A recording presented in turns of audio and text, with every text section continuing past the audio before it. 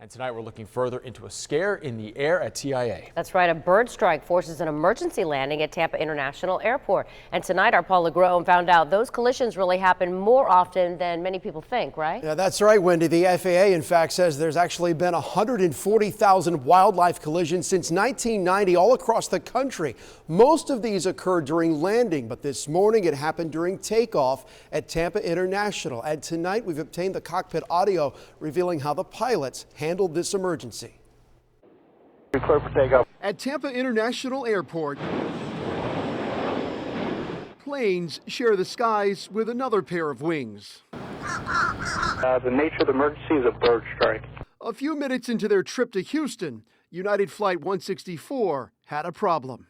A Boeing 737 had 3 geese strike the aircraft.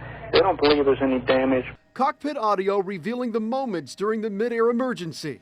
133 souls on board, and we are declared emergency. The pilots and air traffic control reacting quickly and calmly. The plane looping around Tampa Bay, landing safely after 10 minutes in the air. Bird strikes happen about 6 times a month here at TIA, partly because the airport's right off the water. And the wildlife collisions aren't just birds, everything from coyotes to armadillos. But rarely does it amount to an emergency. It happens quite often. Chris Bradley worked for FedEx for nearly 30 years. He's seen it all at TIA. And there was a lot more years ago before they built all the buildings out here. The airport and the FAA track every single bird collision. We actually take samples from the bird remnants and we send them to Smithsonian Institute where they will actually tell us definitively what kind of bird it is.